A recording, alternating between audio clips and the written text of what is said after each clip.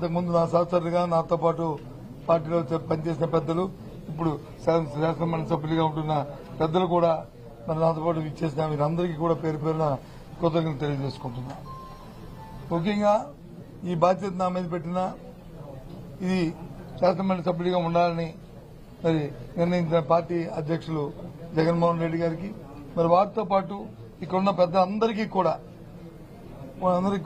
మళ్లీ ఒకసారి నేను మనస్ఫూర్తిగా వాళ్ళకి కృతజ్ఞతలు తెలియజేస్తూ, తప్పకుండా వారి మనసులో ఏముందో వాళ్ళు ఏదైతే కోరుకుని కార్యక్రమం చేయాలని కోరారో దాని అంతటినీ కూడా మరి నేను నిర్వర్తిస్తానని చెప్పి చేస్తానని చెప్పి మనస్ఫూర్తిగా వాళ్ళకి మాటిస్తున్నాను ఈ నేపథ్యంలో. అది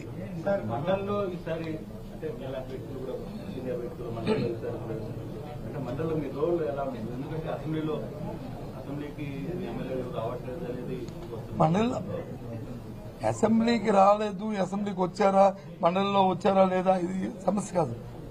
ఏదైతే ప్రజల తరఫున మా పార్టీ బాధ్యతంగా ఈ అంశాలు అయితే ప్రజలకి దానివల్ల మంచి జరిగి మేలు జరుగుతుందో, ఏదైతే ప్రభుత్వాలు వచ్చి ప్రజలకు ఇచ్చిన మాటలు వాగ్దానాలు ఉన్నాయో అవి నెరవేర్చాలనేది తప్పకుండా నెరవేర్చి ప్రజలకు మేలు జరగాలనేది మా తాలూకా అభిప్రాయం.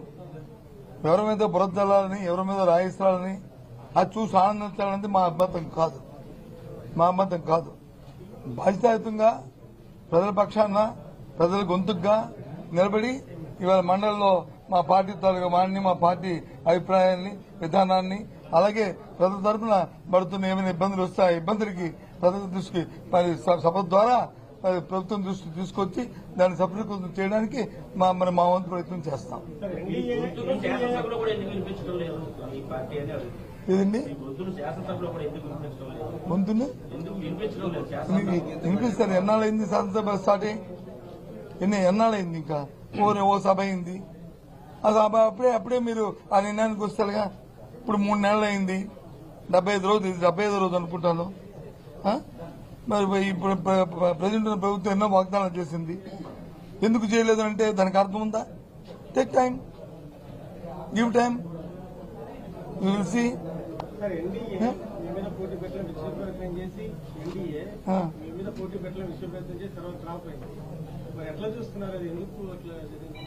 ఆలయబుద్ధి చేశారనేది నా అభిప్రాయం కాదు, కానీ జిల్లాలో ఉన్న ప్రజాప్రతినిధులు అన్ని పక్షాలు అందరూ కూడా ఏకగ్రీవంగా జిల్లా అభివృద్ధి కోసం చేయాలన్న ఆలోచన ఉన్నదనే అనేది నేనైతే ఒక సదుద్దేశంతో తీసుకున్నాను. ఆ ప్రకారమే రాబోయే కాలంలో కూడా విశాఖపట్నం జిల్లా పూర్తిగా, అలాగే మా ఉత్తరాంధ్ర ప్రాంతం పూర్తిగా ఒకే మాట మీద మరి అభివృద్ధి చెందాలి, రాజకీయాలకు అతీతంగా అనేది ఈ ఎన్నిక ద్వారా నేను కోరుకుంటున్నాను. ఏదమ్మా మా పార్టీ విధానాన్ని మేము ఎందుకు వదులుకుంటాం? అది మళ్ళీ దీని మీద మళ్ళీ చర్చించుకుంటాం. మాది ఈ క్షణం కింద అదే విధానం, అది కొనసాగిస్తాం అనేది మా పార్టీ నిర్ణయం చేసుకున్న తర్వాత మళ్ళీ మీకు చెప్తాను నేను. అది మా అధ్యక్షుడు చెప్తారు, లేకపోతే నేను చెప్తాను, లేదా మా పార్టీ ఫారం మీద చెప్తాము, లేదా మా పార్టీ నాయకులు చెప్తారు, మా స్పోక్స్ పర్సన్ చెప్తారు, ఎవరైనా సరే చెప్తాము. ప్రతి పార్టీకి విధానాలు ఉంటాయి, ఆ విధానం ద్వారా పార్టీలు ముందుకెళ్తాయి, దాని ప్రకారం వెళ్తాము. అంతేగాని ఇది లేదు, అది ఉంది, ఇది లేదు కాదు. ఒకసారి అప్ అండ్ డౌన్స్ వస్తాయి, రాత్రి వస్తుంది, పగలు వస్తుంది, అలాగే పగలు రాత్రి అవుద్ది, ఆ రకంగా ఉంటాయి. 11 మందిలో 7 మంది సపరేట్ గ్రూప్ కాబోతున్నారని ఒక స్పెక్యులేషన్ నడుస్తుంది. నాకు జ్యోతిష్యం రాదు, నేనేమి జ్యోతిష్యం చెప్పిన వ్యక్తిని కాదు. మీ మీడియాలోకి వచ్చి నేను స్పెక్యులేషన్ చేయలేను. నేను సామాన్యుని, వాస్తవాలకు దగ్గరగా ఉన్నవాడిని. కాబట్టి వాస్తవాలు ఏమంటే మాట్లాడుకుంటాం. లేదు ఎలాగొస్తామబ్బా, రాజకీయాలు వేరు, వాస్తవాలు వేరు. రాజకీయాల్లో మాట్లాడుకోవాలంటే ఇచ్చిన మాటను వచ్చి మన్నాడే అమలు జరపలేదని అనుకుంటాం. వాస్తవాలకు వస్తే పరిస్థితులు వచ్చి మన చక్కదిద్దుకొని చేయాలని అనుకుంటారు.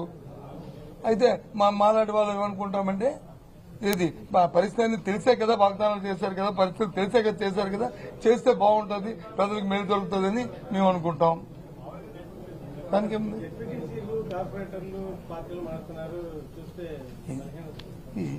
ఇది మన ఒక్క రాష్ట్రం జరుగుతుందా?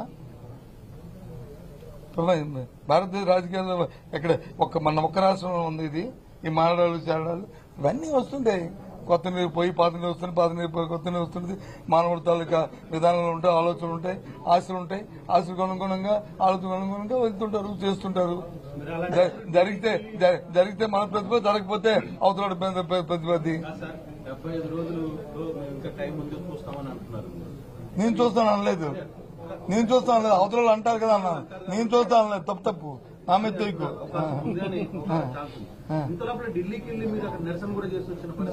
దాని వేరు ఇది వేరు. ఢిల్లీకి దీనికి వెళ్ళాము, రాష్ట్రంలో దొరుకుతున్న శాంతి భద్రతను వెళ్ళాం, జరుగుతున్న దౌర్జన్యాలు దమనకాండల మీద వెళ్ళాం. అంతేగాని మిగతా విషయాలు మేము మాట్లాడలేదు. అక్కడ మేము మాట్లాడామని చెప్పండి, నాకు తెలియదు. మీకు అనిపించిందా? మేము వెళ్ళింది, మా పెద్దలందరూ వెళ్ళింది, మా నాయకుడు వెళ్ళింది, అందరూ కలిసి వెళ్ళింది. జరుగుతున్న దౌర్జన్యాల మీద, జరుగుతున్న హత్యల మీద, జరుగుతున్న దానకాండల మీద, దాని మీద వెళ్ళాం. అది ఎప్పుడు కూడా ఇంతకుముందు రాజకీయాల్లో జరగలేదు ఈ రాష్ట్రంలో, ఎన్నికలైన తర్వాత జరగలేదు. కాబట్టి దాన్ని ఆపాలేదన్నాం, దానికోసం వెళ్ళాం. దాన్ని ఎత్తి మొత్తం దేశం యావత్తు దేశం దృష్టికి తీసుకెళ్ళడానికి వెళ్ళాము. అది సఫలీకృతం అయ్యాము. ఎవరు పెడుతున్నారు? పెట్టుకో సార్, ఒకటి చెప్తాను, కేసులు పెడుతున్నారు, అధికారుల మీద పెడుతున్నారు, లేదా మా మీద పెడుతున్నారు, లేదా తీరు పెడుతున్నారు అనే దానికి నేను దానికి పోను. తప్పు చేసిన వాడు శిక్ష అనుభవించవలసిందే. నేను దానికి వ్యతిరేకం కాదు. అయితే ఎప్పుడు తప్పు చేయని వాడిని కానీ తప్పు చేసినట్టుగా నిరూపించి వాడిని చేయగలని వస్తే జరిగే పరిణామాలు ఒత్తిపోదు. రేపు మళ్లీ ఇదే రోజులు వస్తుంటాయి. అది గుర్తుంచుకుని ఏ పని చేస్తే పర్వాలే. ఇది ఇంకోటి కూడా మర్చిపోయారు. ఏదో 4-5 రాస్తున్నారు. ఇంకా ఇది కూడా ఇచ్చాం. దాని పేరు ఏం పేరు? ఇంటరాక్టివ్ బ్యానర్స్ కూడా రిపీట్ ఆర్డర్ ఇచ్చాం. మర్చిపోయారు మీరు. ఐఎఫ్టీలు అది ఎందుకు రాయట్లేదు మరి నాకు తెలియదు, కానీ అది కూడా ఇచ్చాం. అది కూడా ఏవైనా సరే ప్రభుత్వం మాది కాదు, మేము కాదు. మేము వద్దన్నా ఎంక్వైరీలు మానరు, మేము చేయమన్నా చేయరు. ఏదైనా సరే చేసుకుని తప్పు చేస్తే తప్పు జరుగుతుంది. దానికి ఉంది. నేను రెడీ కాదంటాను బాబు, మానేస్తావా? నేను రెడీ కాదంటాను, మానేస్తావా? బాబు అని గిడ్డం పడుకుని మానేస్తావా? లేదు చెయ్యి అంటాను, చేస్తావా? కాదు కదా. ఎందుకు అవన్నీ అప్రోచ్? ఎలాంటి ఇంతమంది పెద్దలు ఉంటున్నప్పుడు, ఎలాంటి ఇన్ని మీడియా ఉంటున్నప్పుడు ఈ చిన్న ప్రశ్నలు వేసి చూసే ప్రజలకు వచ్చి విసిగించడం మంచిది కాదు. ఇది కొద్దిగా హైలైట్ గా ఉండేవి, రాష్ట్రానికి పనికొచ్చేవి, దానివల్ల ఉపయోగపడేవి అవేయండి. ఇవెందుకు పనికిమాలిన క్వశ్చన్లు అని నేను అనుకుంటున్నాను. I'm sorry. నా మీద కానీ ఎవరి మీదైనా సరే నేను చెప్తున్నాను, నా మీద కానీ ఎవరి మీదైనా సరే నీకు అంటుందంటే నేను వద్దండి మానేసాను. ప్రభుత్వం మాది కాదు, ప్రభుత్వం ఉంది, చేయమండి, తప్పేముంది. ఇంకోటి చెప్పాను, నేను యాడ్ చేశాను. ఇంకో 2 ఉన్నాయి, అవి కూడా యాడ్ చేస్తాను. అవి కూడా తప్పేముంది. వద్దలే కదా. ఏంటి ఏమంటారు దానికి? ఇప్పుడు మళ్ళీ దానికి సపరేట్ ప్రెస్ పెట్టుకుందాం. అసెంబ్లీ కౌన్సిల్ జరిగినప్పుడు చర్చ వస్తుంది, లేకపోతే వచ్చినప్పుడు వచ్చి దాన్ని సపరేట్ పెట్టుకుని అప్పుడు దాన్ని మాట్లాడుకుందాం. ఇలాంటి ఇది అప్రస్తుతం. ఇలాంటి దయచేసి వీలైతే అది డిలీట్ చేసేయండి. ఏది ఉంటే అది చేసుకోమని చెప్పండి చాలు. మిగతాకి ఎందుకు అనవసరం. అంతే కదా. అంతేనా? ఇంకేం బాగా అందరూ ఫీల్ గుడ్ అయిన కదా, అందరూ బాగున్నారు కదా. Thank you very much for coming and joining my occasion. Thank you. అది మడిగా వస్తాను, 2-3 రోజులు వస్తాను. వచ్చినప్పుడు వచ్చి పిలుస్తాను అందరినీ.